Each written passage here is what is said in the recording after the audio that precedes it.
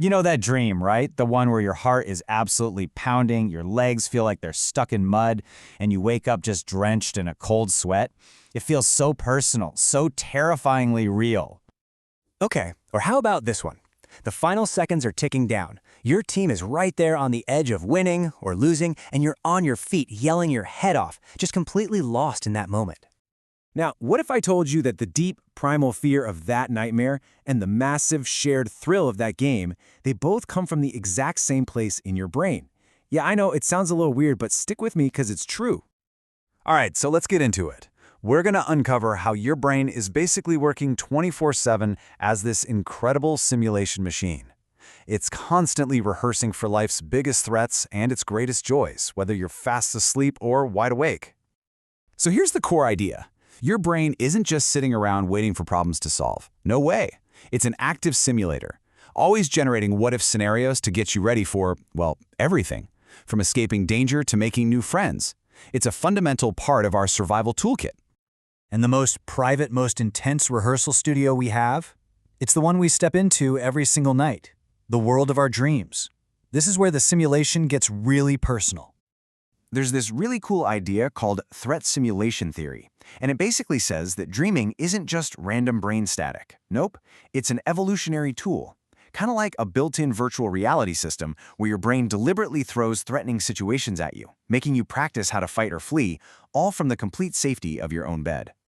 But, of course, that's only half the story. Our brain doesn't just prep us for the worst-case scenarios, it also gets us ready to jump on the best ones. And what's really fascinating is how evolution balances these two types of simulations. See, both are super important, but they have different weights. If you miss a threat, well, that could be fatal. So those threat simulations are really intense. They're designed to scream for your attention. But missing a joy, like finding some food or making a friend, that's not great, but it won't kill you. So those simulations are more persistent, more like a gentle, constant nudge in the right direction.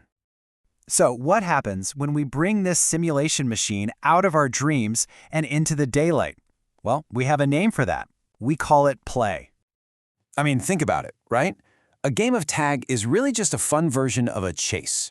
Sports like football or boxing, they're just controlled rehearsals for combat and defending territory. They're the perfect mix of threat, the risk of losing, and joy, the absolute thrill of winning. And hey, it's not just about physical play. Our minds are constantly running these little simulations through daydreams and fantasies.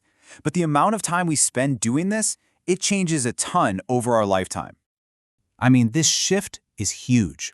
When we're kids, our brains are in total sponge mode, so we can spend up to half our waking hours in imaginative play, building all those social and emotional skills. As adults, that number drops to about 10 or 20%, but it's still there, acting as this amazing tool for solving problems and just blowing off steam. So now let's zoom out. Let's see how this whole thing scales up from a private rehearsal to a massive public event. What happens when we stop being the players on the field and start being the fans in the stands? Okay, this is where it gets really wild. Your brain has these things called mirror neurons, and when you watch an athlete make some incredible play, these neurons fire as if you were the one doing it. You're not just passively watching. You are, on a neurological level, participating. You flinch when a player gets tackled, you feel that rush of victory when they score, because your brain is simulating the entire thing in real time. And that's the key takeaway right there. Watching sports isn't passive at all. It's a shared fantasy, a giant communal simulation where millions of us get to rehearse feelings of conflict, teamwork, and victory all at the same time. And this is nothing new. Let's do a quick comparison. Ancient Rome versus today. For a gladiator, the threat was very real mortal danger. For the audience, it was a high-stakes survival drama. Now, look at modern pro wrestling. The physical strain is absolutely real, but the danger is staged. The function has shifted from social control to pure entertainment, but the core engine, a shared simulation of conflict, is exactly the same. So here it is, the whole system, all laid out. It starts with the totally private rehearsal of our dreams. Then it moves into the physical world with games and the mental world with fantasy. And finally, it scales up to the entire community with these massive spectacles. It's all one connected, continuous system.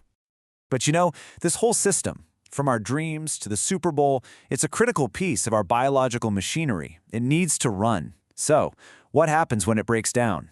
What's the real cost when we don't get these essential rehearsals in? Well, the consequences are pretty serious because your brain is going to get its rehearsal time one way or another.